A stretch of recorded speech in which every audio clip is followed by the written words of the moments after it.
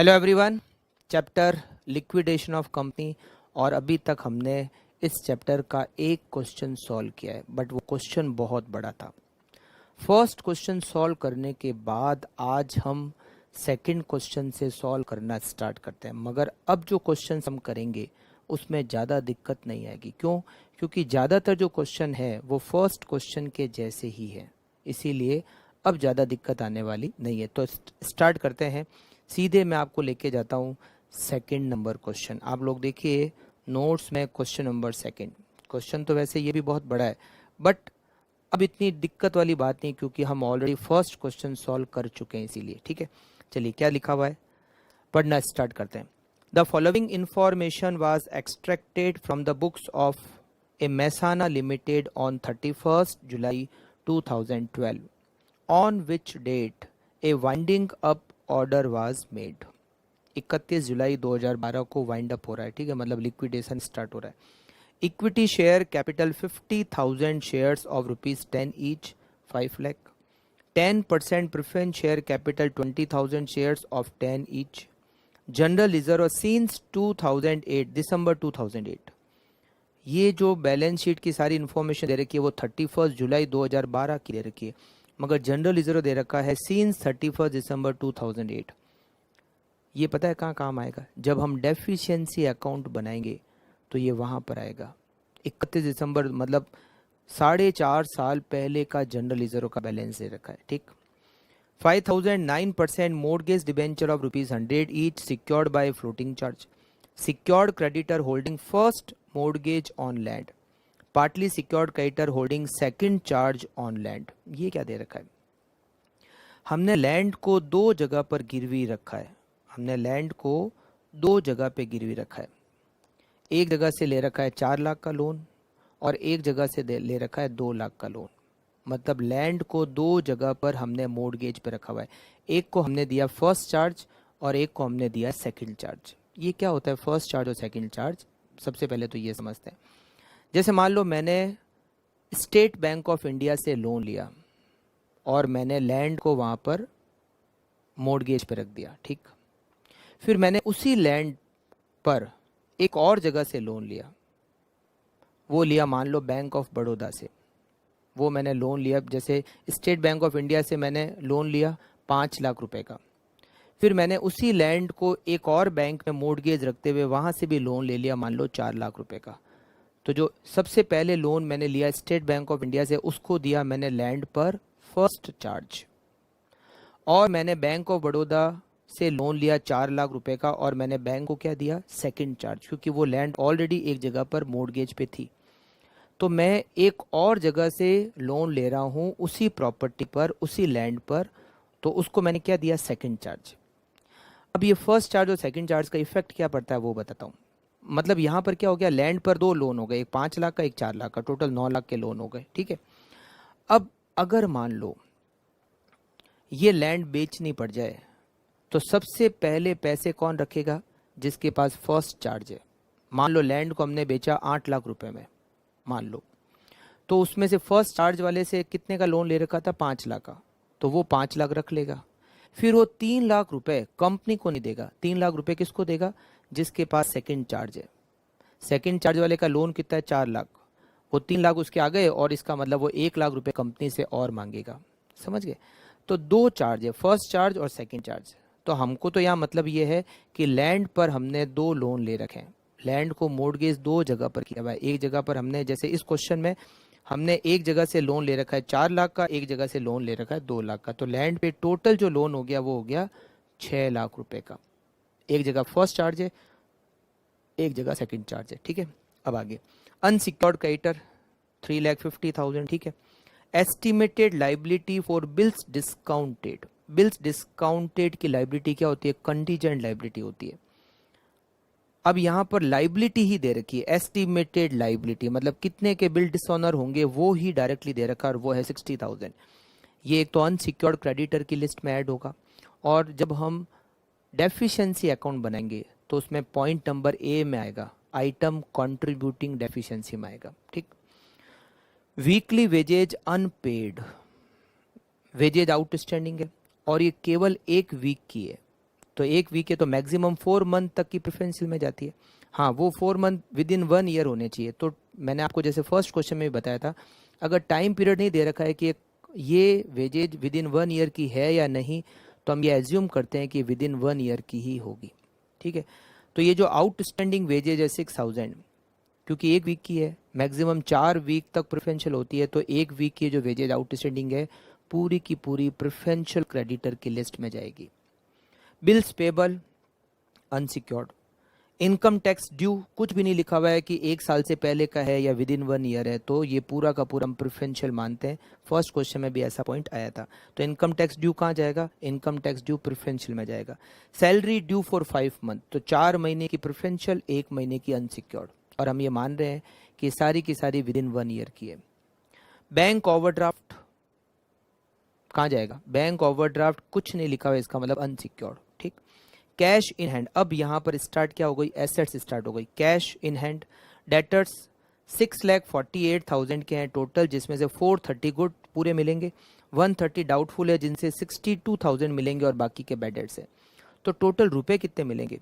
एक तो 430 good plus 62,000 doubtful से, मतलब 4,92,000 मिलेंगे, और बाकी का हो जाएगा एक तरह से बैड डेट्स। ठीक, बिल्स ऑफ एक्सचेंज 16,000 के हैं, जिनसे 10,000 मिलेंगे। लैंड 360 है, मगर 5 लाख रुपए ही मिलेंगे।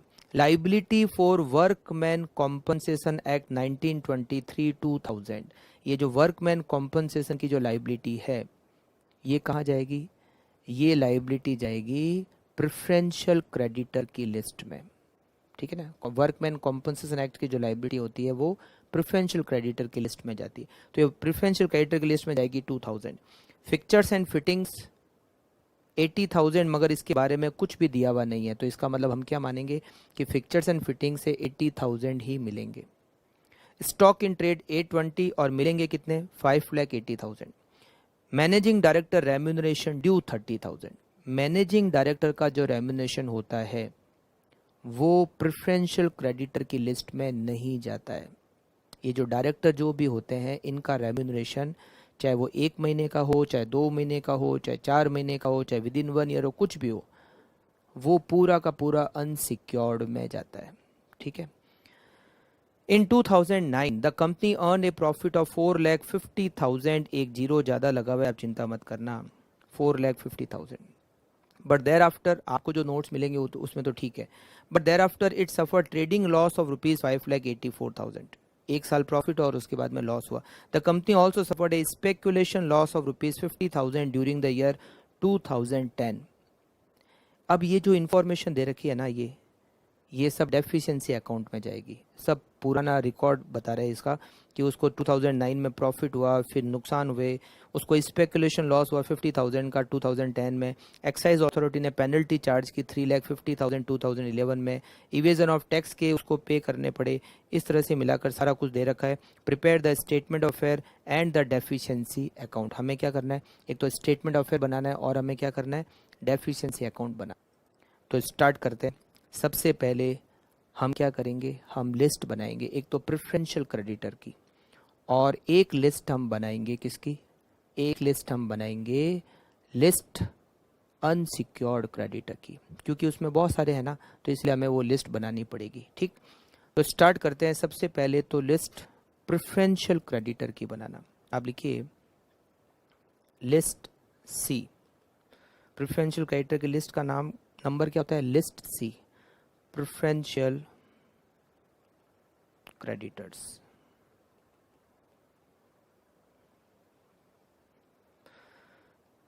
स्टार्ट करें, चलिए। देखो ऊपर सबसे पहले इक्विटी प्रेफरेंस नहीं, जर्नलिज्म नहीं, डिबेंचर नहीं, सिक्योर्ड क्रेडिटर और पार्टली सिक्योर्ड क्रेडिटर ये भी नहीं, अनसिक्योर्ड क्रेडिटर भी नहीं, लाइबिलिटी फॉर बिल डिस्काउंटेड भी नहीं, वीकली वेजेज अनपेड 6,000। तो यहाँ लिखेंगे आउटस्टैंडिंग वेजेज 6,000। ठीक, उसके बाद बिल्स पेबल ने income tax due 8,000। Income tax due 8,000।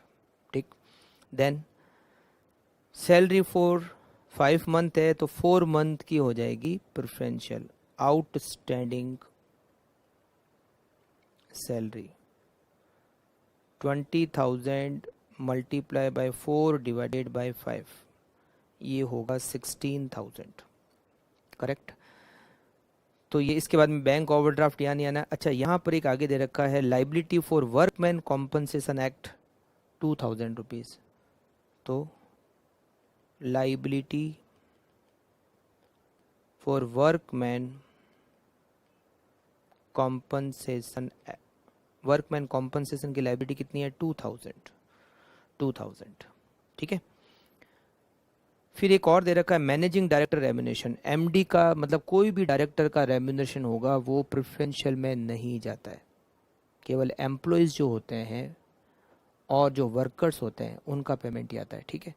तो यहाँ पर इन सब की टोटल लगा देते हैं। इन सब की टोटल हो गई 6,000 प्लस 8,000 प्लस 16,000 प्लस 2,000 और ये सब मिलकर हो गए 32,000। आप साथ साथ में लिखते रहना क्योंकि आपको ही पता है बहुत बड़ा आंसर है इसका, इसीलिए।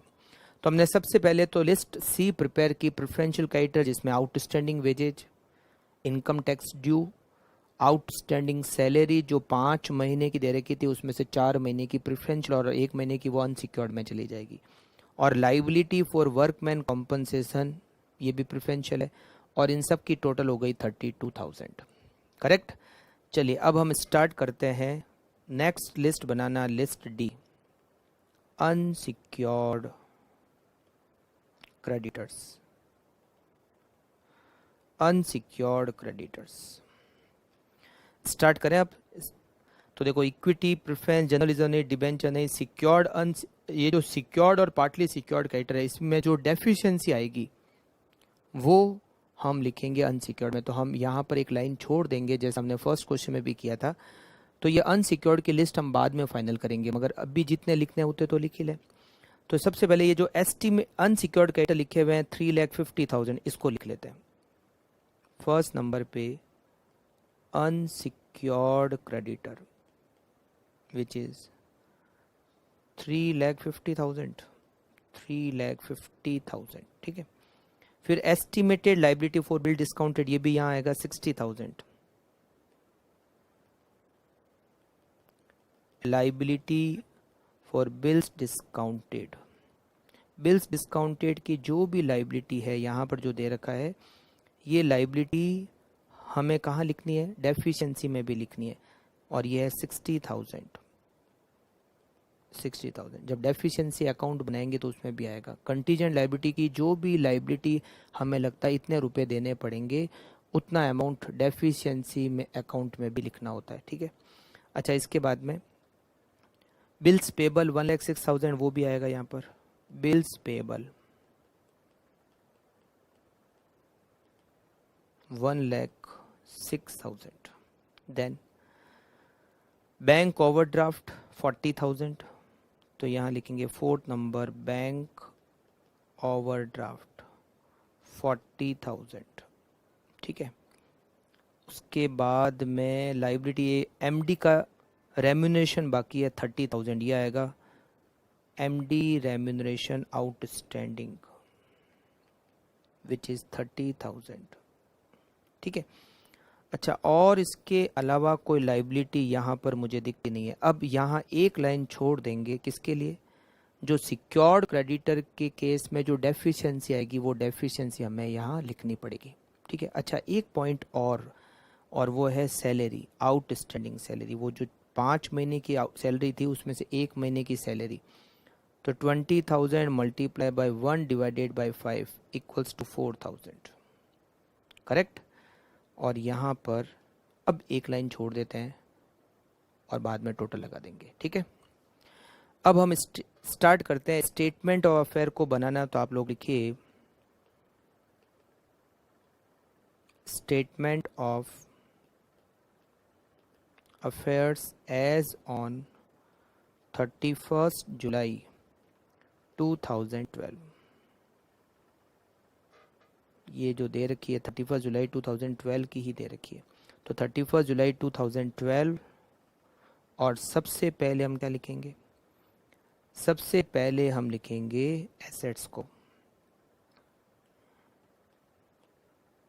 एसेट्स। और एसेट्स में भी कौन सी assets, assets not specifically placed, not specifically placed, और ब्रैकेट में लिखेंगे as per list A, as per list A. अब स्टार्ट करें। चलिए सबसे पहले देखो इक्विटी प्रेफरेंस हर बार आपको शुरू से देखना है, जो जो हम टिक कर चुके हैं उनको मत देखना क्योंकि उनको तो हम ले चुके हैं ऑलरेडी। तो equity preference, general reserve, creditors नहीं, हाँ कैश, कैश 4000, तो यहाँ लिखते हैं कैश 4000। आराम से सॉल्व करना धीरे धीरे करके, क्योंकि एक भी रह गया तो लास्ट में जाके आंसर गड़बड़ हो जाएगा, इसीलिए, है ना। अब डेटर्स, डेटर्स से हमें मिलेंगे कितने, 430 तो गुड है, और जो डाउटफुल है उससे मिलेंगे 62, बाकी के बैड डेट्स है तो 492। तो यहाँ लिखते हैं डेटर्स, और हमें डेटर्स से मिलेंगे 4,92,000, करेक्ट। डेटर्स के बाद में बिल्स ऑफ एक्सचेंज 10,000 मिलेंगे, तो यहाँ लिखते हैं बिल्स ऑफ एक्सचेंज 10,000। अच्छा, उसके बाद फिक्चर्स एंड फिटिंग 80,000, तो यहाँ लिखते हैं फिक्चर्स एंड फिटिंग्स, तो यहाँ लिखते हैं फर्नीचर 80,000। फर्नीचर के आगे लिखा हुआ नहीं है कि कितने मिलेंगे, तो हम ये एज्यूम कर रहे हैं कि जितना बैलेंस शीट में दिया हुआ है उतने ही मिलेंगे, ठीक है। अच्छा, इसके बाद में फर्नीचर, यहाँ पे वैसे नाम फिक्चर्स एंड फिटिंग्स है तो इसको फिक्चर्स एंड फिटिंग लिख देते हैं, ठीक है, जो नाम है वही लिखते हैं, fixtures and fitting.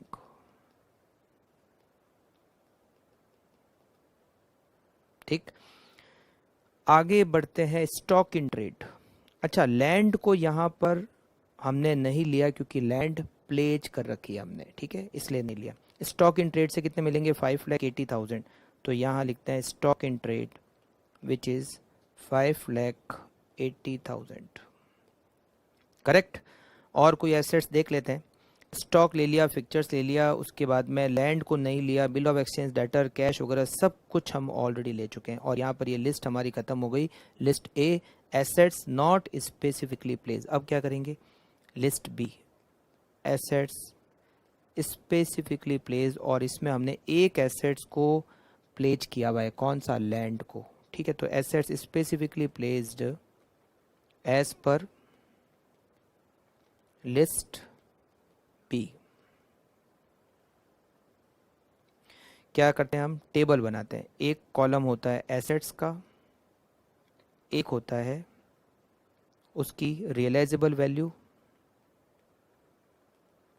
Realisable value of assets, फिर हम लिखते हैं due to secured creditor, due to secured creditor, फिर हम लिखते हैं डेफिशिएंसी, और फिर लिखते हैं सरप्लस, ठीक। एसेट्स में हम लिखेंगे लैंड को, एक ही एसेट्स है जिसको हमने मॉर्गेज पे रखा हुआ है लैंड, उसकी रियलाइजेबल वैल्यू है 5 लाख, उसको हमने दो जगह पर लोन पे रख रखा है, एक जगह 4 लाख का लोन ले रखा है और एक जगह 2 लाख का, है ना। तो 4 और 2 दोनों मिलाकर हमने टोटल 6 लाख का लोन ले रखा है। तो देखो हमने क्या क्या ले लिया, हमने यहाँ पर लैंड को भी ले लिया, और उसके बाद में सिक्योर्ड और पार्टली सिक्योर्ड क्रेडिटर, ये दोनों मॉर्गेज, यहाँ दोनों जगह मॉर्गेज क्या थी, लैंड, तो एक जगह 4 लाख का लोन था, एक जगह 2 लाख का लोन था, दोनों मिलकर हो गए 6 लाख का लोन। तो 6 लाख का लोन हमने यहाँ पर लिख लिया, तो एक तरह से क्या आ गई, डेफिशिएंसी कितने, 1 लाख रुपए की। लैंड पर टोटल कितना लोन ले रखा है ये लिखना है, अलग अलग नहीं कि 4 लाख और 2 लाख। लैंड पर हमने दो जगह से लोन ले रखा है, तो दोनों जगह से जो लोन की टोटल है वो यहाँ पर आएगी, due to secured creditor 6 lakh. 1 lakh की डेफिशिएंसी आ गई, सरप्लस में कुछ नहीं, और अगर सरप्लस में कुछ नहीं है तो आउटर कॉलम में भी कुछ नहीं आएगा। ये जो डेफिशिएंसी 1 लाख रुपए की क्या करेंगे, अनसिक्योर्ड क्रेडिटर में ऐड करेंगे, deficiency to secured creditor, deficiency of secured creditor कितने रुपए की? 1 लाख रुपए की। और इससे हमारी ये लिस्ट भी क्या हो जाएगी? फाइनल। टोटल कर दें 3,50,000 plus 60,000 plus 1,06,000 plus 40,000 plus 30,000 plus 4,000 plus 1 lakh and it is 6,90,000। 6,90,000। और यहाँ पर अब हम इसको आगे करते हैं स्टार्ट स्टेटमेंट को। आपने लिस्ट सी और डी को तो कंप्लीट कर लिया, अब हमने एसेट्स को भी यहाँ कंप्लीट कर लिया और यहाँ पर हम लिखेंगे total assets available for preferential creditor,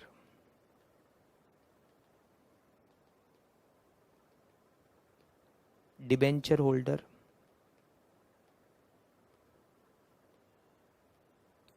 and unsecured creditor।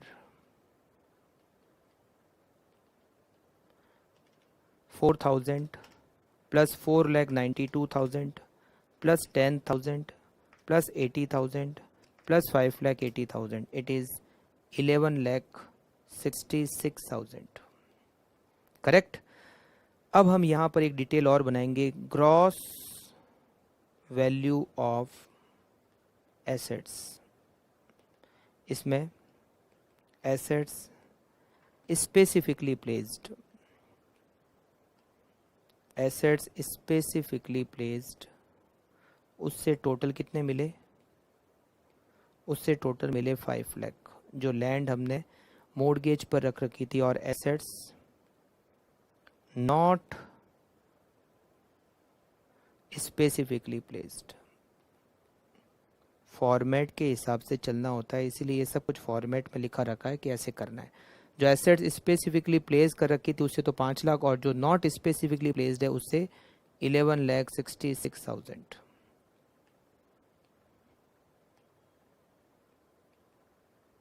और ये टोटल हमें कितने मिले?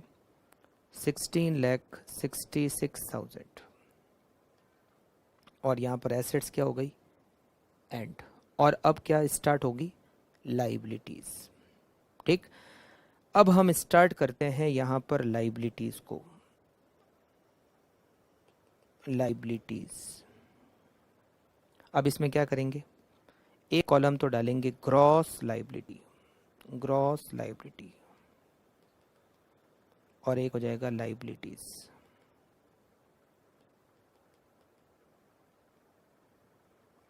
सबसे पहले हम इसमें लिखेंगे, या ग्रॉस लाइबिलिटी के यहाँ पर भी एक लाइन बना देते हैं।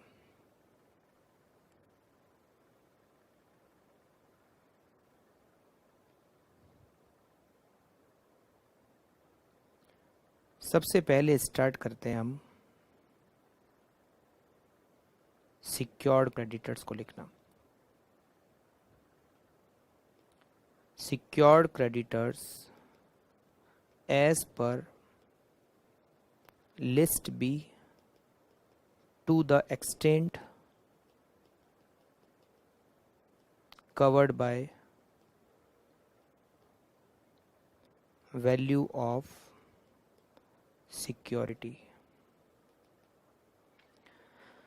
टोटल सिक्योर्ड क्रेडिटर्स तो वैसे तो कितने के थे? 6 लाख के थे, है ना। हमने जब स्टेटमेंट में लिखा 6 लाख के, मगर वो कवर्ड कितने हुए सिक्योरिटी से? 5 लाख के। तो हम यहाँ पर लिखेंगे ग्रॉस लाइबिलिटी में 5 लाख, क्योंकि 1 लाख रुपए जो बच गई थी डेफिशिएंसी वो हमने अनसिक्योर्ड में ऐड कर दिया था। ठीक है, और यहाँ आउटर कॉलम में कुछ नहीं आएगा। फिर हम क्या लिखेंगे? Preferential creditor, preferential creditors bracket में एज पर लिस्ट सी। प्रेफरेंशियल क्रेडिटर कितने? प्रेफरेंशियल क्रेडिटर्स है 32,000 के, तो 32,000 ग्रॉस में भी लिखेंगे और 32,000 यहाँ भी लिखेंगे। ठीक, इसके बाद में नेट करते हैं 32,000 को लेस करके 11,66,000 में से 32,000 अगर हम माइनस करें तो ये रिमेनिंग हो गए 34,000। इसके सामने लिखेंगे surplus as regard to preferential creditor. Preferential creditor को लेस करने के बाद हमारे पास सरप्लस बचता है 11,34,000। ठीक है, अब क्या करेंगे, debenture holder having floating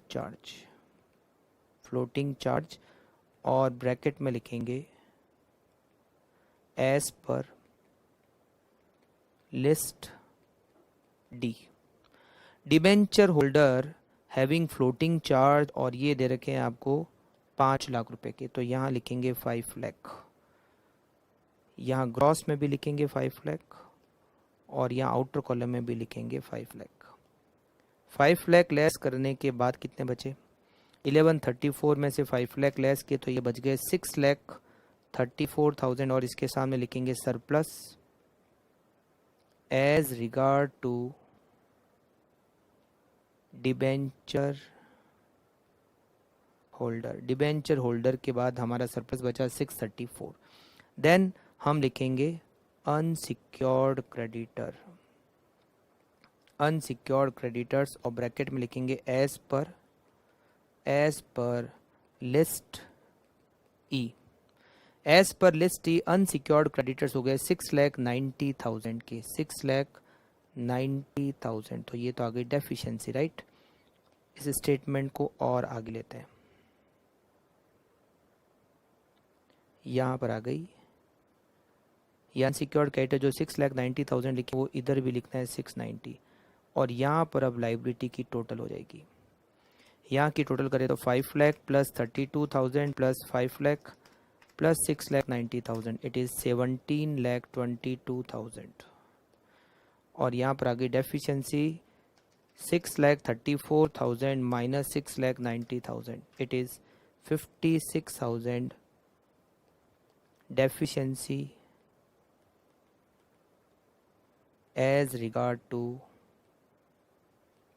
unsecured creditor. मतलब अनसिक्योर्ड क्रेडिटर के लिए भी डेफिशिएंसी आ चुकी है, उनको पेमेंट करने के लिए भी हमारे पास 56,000 कम पड़ेंगे, है ना, 56,000। अब हम लिखेंगे प्रेफरेंस शेयर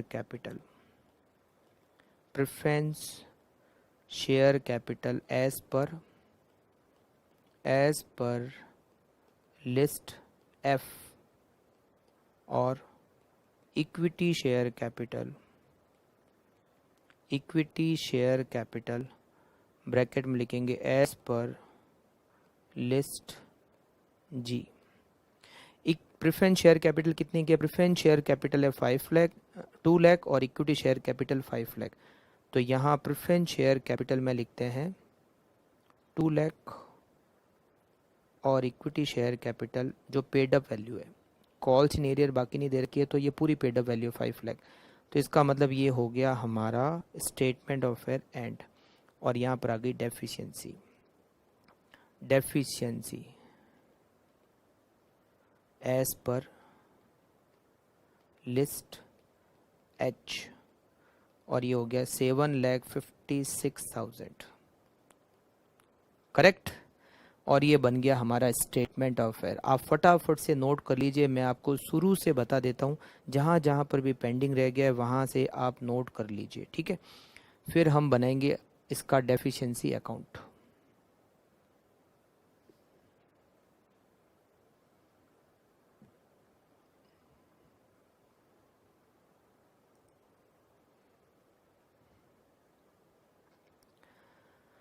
लिस्ट सी हमने इसलिए बनाई क्योंकि कोई एक ही नहीं था, 3-4 थे, इसलिए हमें लिस्ट बनानी पड़ी और अनसिक्योर्ड क्रेडिटर की।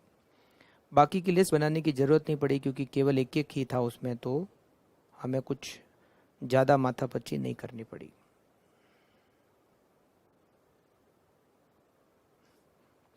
करेक्ट। इसके बाद में आप स्टेटमेंट देखो या एसेट्स तक। सबसे पहले तो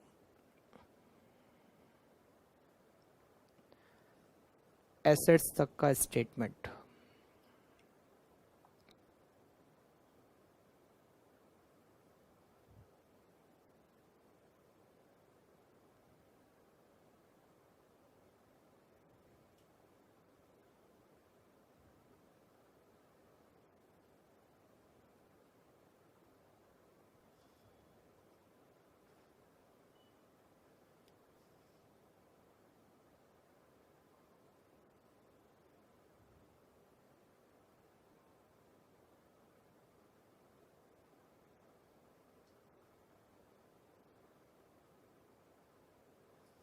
उसके बाद में लाइबिलिटीज़,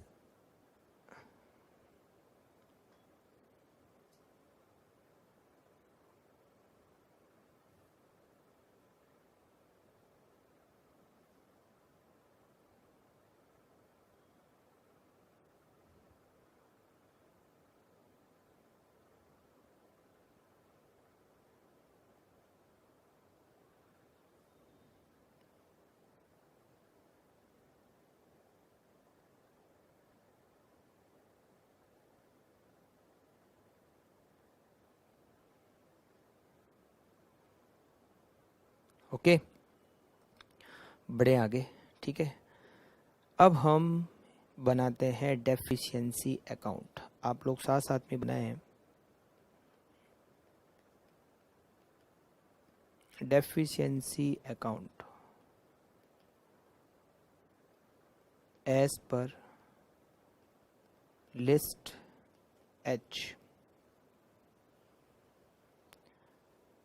अगर सरप्लस बचता तो हम सरप्लस अकाउंट बना देते, मगर मैंने आपको बताया कि मोस्टली डेफिशिएंसी ही आती है। ठीक है, तो यहाँ पर हम सबसे पहले लिखते हैं ए पॉइंट। क्या लिखते हैं A point? Items contributing deficiency, deficiency बढ़ाने के लिए, जिससे डेफिशिएंसी बढ़ी, आइटम्स कंट्रीब्यूटिंग डेफिशिएंसी। और इसमें सबसे पहला पॉइंट लिखते हैं excess of capital and liabilities over assets as on 31 जुलाई, और आपको डिटेल दे रखी है 2008 की। आई थिंक सबसे ऊपर जो जनरल रिजर्व दे रखा है वो 31 दिसंबर 2008, 31 दिसंबर 2008। तो 31 दिसंबर लिखना है आपको यहाँ पे, 31 दिसंबर 2008। और ये नील है क्योंकि उस समय नेगेटिव बैलेंस नहीं था, उस समय पॉजिटिव प्लस बैलेंस था, तो इसीलिए वो बी में आएगा। ठीक है, अच्छा, इसके बाद में हम लेते हैं बी पॉइंट। अब आएगा यहाँ पर डिविडेंड। जो भी हमने डिविडेंड पेड किए, मगर डिविडेंड पेड करने की कोई भी डिटेल हमें यहाँ पर नहीं दे रखी है। हमें उतना ही लिखना होता है जितना यहाँ पर दे रखा होता है। तो क्या डिविडेंड की डिटेल दे रखी है? नहीं दे रखी, तो इसका मतलब हमने डिविडेंड नहीं पे किया होगा। ठीक, तो डिविडेंड में लिख देते हैं नील। वैसे तो ये जहाँ जहाँ जिसमें नील है उसको लिखने की वैसे कोई खास ज़रूरत नहीं है। ठीक है, अब हम तीसरे नंबर पे लिखते हैं ट्रेडिंग लॉसेस। ट्रेडिंग लॉसेस वो थे, ट्रेडिंग लॉसेस यहाँ दे रखा है टेबल के बाद में क्वेश्चन में कि 4,50,000 का तो 2009 में प्रॉफिट हुआ, वो तो बी पॉइंट में आ जाएगा। और 5,84,000 के लॉस हुए, तो यहाँ लिखते हैं 5,84,000, 5,84,000। उसके बाद में फोर्थ पॉइंट में हम लिखेंगे अदर लॉसेस। तो यहाँ पर अदर लॉसेस में यहाँ दे रखा है, एक तो 50,000 का स्पेकुलेशन लॉस हुआ, 50,000 प्लस एक्साइज अथॉरिटी ने पेनल्टी लगाई 3,50,000, तो 350 और 50 ये दोनों मिलाकर कितने हो गए? 4 लाख। तो यहाँ पर लिखते हैं अदर लॉसेस रिटर्न ऑफ, जो हम राइट ऑफ कर चुके हैं, एक तो 50,000 का और एक 3,50,000 का, और ये हो गए 4 लाख। अब करेंगे losses to be written off. इसमें हम क्या करते हैं, जो भी रियलाइजेशन लॉस वगैरह है वो लिखते हैं। मतलब एसेट्स, जैसे मान लो कोई एसेट्स 4 लाख की बुक्स में और हमें बेचने से केवल मान लो 3 लाख की मिलेंगे, तो 1 लाख रुपीज़ का लॉस हो गया, जो लॉस अब हमें राइट ऑफ करना है। ठीक है, तो अब इसमें रियलाइजेशन लॉस टाइप के जो भी है वो सब इसमें लिखने हैं। तो देखो स्टार्ट करते हैं स्टार्टिंग से। इक्विटी, प्रेफरेंस, जनरलिज्म, ये सब जाने दो, डिबेंचर, लोन, सिक्योर लोन। हाँ, ये जो लाइबिलिटी फॉर बिल डिस्काउंटेड है, ये भी मैंने आपको बताया था, ये डेफिशिएंसी अकाउंट में, ये कंटीजेंट लाइबिलिटी थी, बैलेंस शीट में तो नहीं थी। उसके बाद में इसके हमें देने पड़ेंगे 60,000, एस्टिमेटेड है। ठीक है, तो ये यहाँ पर आएगा 60,000 liability for bill discounted, liability for bills discounted और ये आएगा 60,000 का। ऐसी कोई भी लाइबिलिटी जो बैलेंस शीट में नहीं है और जिसके लिए हमें कुछ देना पड़ेगा वो हमें डेफिशिएंसी में लिखना पड़ेगा। ठीक। अच्छा, इसके बाद में हम स्टार्ट करते हैं, इसके आगे चलते हैं। Wages, bills payable, income tax, salary, bank overdraft. हाँ, अब डेटर्स टोटल 6,48,000 के, मगर हमें मिलेंगे केवल 4,92,000। तो बाकी का जो हुआ 1 लाख जो 56,000 है वो क्या हो गए, रियलाइजेशन लॉस के अमाउंट में आ गए। तो यहाँ लिखेंगे डेटर्स 1,56,000। एक bills of exchange, balance sheet में 16,000 के मगर मिलेंगे केवल 10,000, तो यहाँ लिखेंगे 6,000। ठीक है। और देखते हैं क्या दे रखा है हमें। तो देखो डेटर्स का हो गया, उसके बाद में बिल्स ऑफ एक्सचेंज का हो गया। लैंड 360 की है, 5 लाख मिलेंगे, तो ज़्यादा मिलेंगे, तो वो पॉइंट नंबर बी में आएगा। ठीक है, आइटम रिड्यूसिंग डेफिशिएंसी में। लाइबिलिटी फॉर कॉम्पनसेशन, ये तो लाइबिलिटी है। फिक्चर्स एंड फिटिंग 80 और पूरे हमने माना कि पूरे मिलेंगे क्योंकि लिखा हुआ नहीं है, तो इसमें कोई रियलाइजेशन का लॉस हुआ ही नहीं। स्टॉक इन ट्रेड 820 से मिलेंगे केवल और केवल 5,80,000 विच इज़ 2,40,000। तो यहाँ लिखेंगे 2,40,000 और ये हो गया आपका 240 किस में, स्टॉक में। तो यहाँ लिखेंगे स्टॉक। फिर लास्ट में एक और एसेट्स है, एक और एसेट्स है ही नहीं, मैनेजिंग डायरेक्टर रेम्यूनरेशन है। ठीक है, ओके। सब कुछ हमने ए पॉइंट से रिलेटेड जो भी था वो लिख लिया और यहाँ पर अब कर देते हैं इसकी टोटल। अदर का लिख भी सकते हो मगर जो नील है उसको ऐसे लिखने की ज़रूरत खास नहीं है। ठीक है, तो यहाँ पर इसकी टोटल करके फिर यहाँ की भी टोटल कर देंगे, टोटल ए।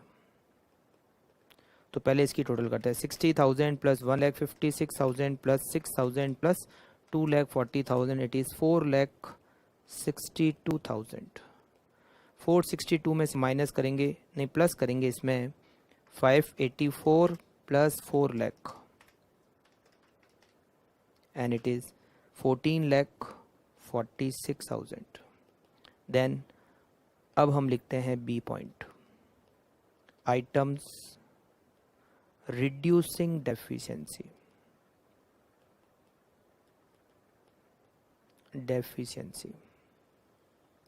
इसमें सबसे पहले लिखेंगे फर्स्ट पॉइंट कौन सा, इसमें हम फर्स्ट पॉइंट लिखेंगे excess of assets over capital and liabilities as on 31 दिसंबर 2008। उस समय हमारे पास जनरल रिजर्व था जो हमें क्वेश्चन में सबसे ऊपर दे रखा है, जनरल रिजर्व 31 दिसंबर 2008 को, और वो है 1 लाख रुपीज़। तो ये यहाँ लिखना है 1 लाख रुपए, 1 लाख रुपए, 1 लाख। उसके बाद हमें हुआ था ट्रेडिंग प्रॉफिट, ट्रेडिंग प्रॉफिट हमें यहाँ टेबल के बाद दे रखा है। 2009 में हमें प्रॉफिट हुआ था 4,50,000 का, फिर तो लॉस हुए, वो लॉस हमने ए पॉइंट में लिख लिए। 450 का लॉस हुआ था, वो हमें यहाँ पर लिखना है ट्रेडिंग प्रॉफिट और वो है 4,50,000 का। फिर हमें यहाँ लिखना है एस्टिमेटेड रियलाइजेशन प्रॉफिट। वो जो लैंड थी वो बैलेंस शीट में तो है कितने रुपए की, बैलेंस शीट में तो है उसकी वैल्यू 3,60,000 मगर मिलेंगे 5 लाख। तो 1,40,000 का प्रॉफिट होगा केवल लैंड के ऊपर ही और किसी के ऊपर नहीं, प्रॉफिट एक के ऊपर ही होना है 1,40,000। तो यहाँ लिखेंगे हम ऑन लैंड और वह है 1,40,000।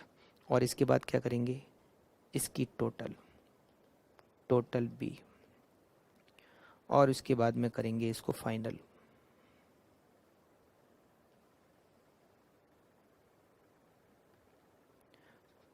One lakh plus 4,50,000 plus 1,40,000, it is 6,90,000।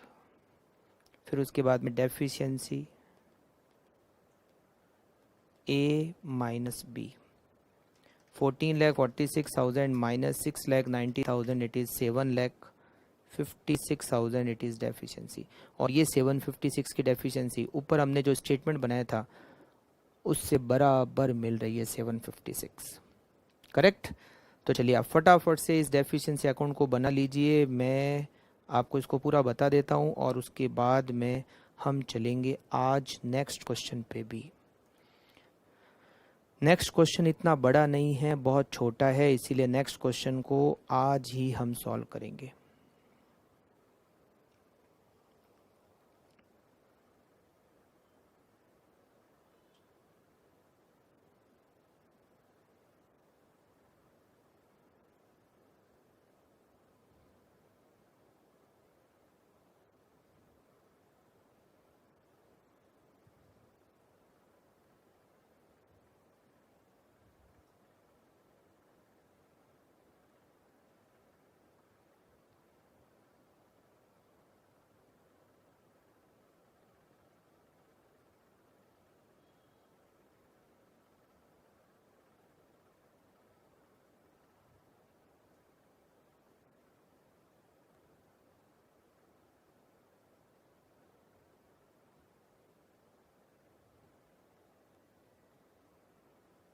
Okay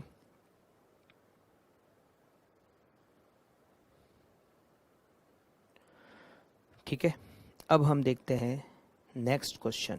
next question है क्वेश्चन नंबर 3। बहुत छोटा क्वेश्चन है इसीलिए हम सॉल्व कर लेते हैं, उसके बाद में आज की क्लास को यहीं पे एंड करेंगे। फिर 2 क्वेश्चन बचेंगे 4th और 5th, वो नेक्स्ट क्लास में हम सॉल्व करेंगे, ठीक है। देखिए question number 3।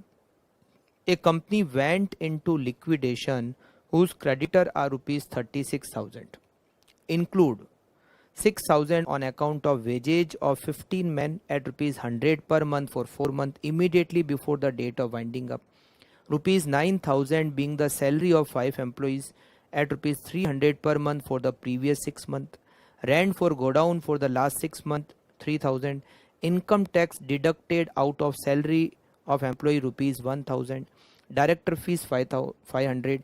In addition, it is estimated that the company would have to pay rupees 5,000 as compensation to an employee for injury suffered by him, which was contingent liability not accepted by the company and not included in the above said creditor figure. Find out the amount of preferential creditor. आपको केवल preferential creditor पता करने हैं इस question में बस, ठीक है। तो स्टार्ट करें, चलिए स्टार्ट करते हैं और हम कैलकुलेट करते हैं प्रेफरेंशियल क्रेडिटर्स। देखो टोटल क्रेडिटर है 36,000 के, जिसमें 6,000 सैलरी वेजेज के बाकी है। आउटस्टैंड यहाँ लिखते हैं इसका फर्स्ट पॉइंट आउटस्टैंडिंग वेजेज।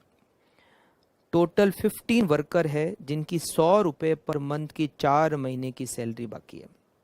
तो देखो एक जने की सैलरी कितनी हो गई 100 रुपीज पर मंथ, 4 महीने के हो गए 400 रुपये, एक जने के 400 रुपये बाकी है और ऐसे 15 वर्कर हैं तो 400 इंटू 15 6,000 रुपये की वेजेज बाकी है। तो एक तो 4 महीने की है, अच्छा ये जो 4 महीने है immediately before the date of winding up है, इसका मतलब है कि 4 महीने की जो पूरी की पूरी वेजेज है वो प्रेफरेंशियल क्रेडिटर में आएगी रुपीज 6,000 पर एम्प्लॉई।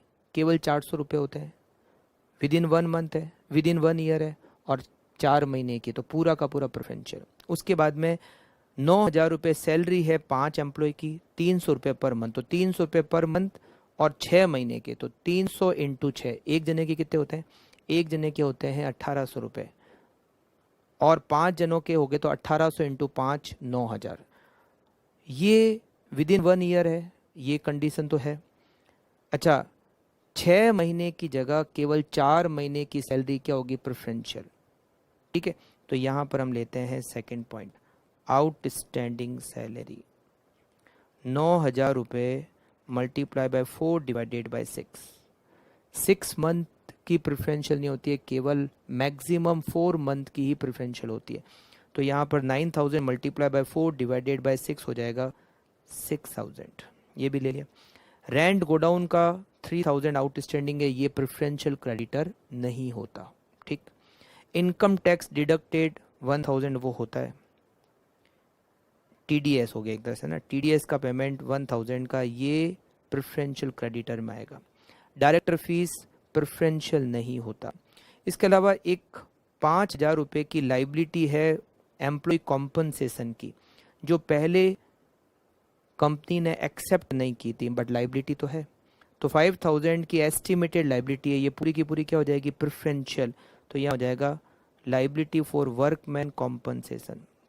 बुक्स में हो या नहीं, कंटीजेंट लाइबिलिटी थी और उसके लिए हमें 5000 रुपये देने पड़ेंगे, तो इसका मतलब है ये लाइबिलिटी हो गई प्रेफरेंशियल क्रेडिटर की लाइबिलिटी। ठीक है, liability for preferential creditor, liability for workman compensation. जो बिल डिस्काउंटेड की लाइबिलिटी थी, वो भी कॉन्टीजेंट लाइबिलिटी थी, बट वो अनसिक्योर्ड है क्योंकि वो प्रेफरेंशियल क्रेडिटर की लिस्ट में से नहीं है, मगर वर्कमैन कॉम्पनसेशन प्रेफरेंशियल क्रेडिटर होता है। ठीक, तो liability for workman compensation which is 5000 बस, और ये टोटल हो गई आपके 18000। It is end of question number 3। कितना छोटा क्वेश्चन था, करेक्ट। तो चलिए फर्स्ट और सेकंड क्वेश्चन को देखते हुए थर्ड क्वेश्चन में हमें बहुत बड़ी राहत मिली है क्योंकि क्वेश्चन बहुत छोटा है, राइट।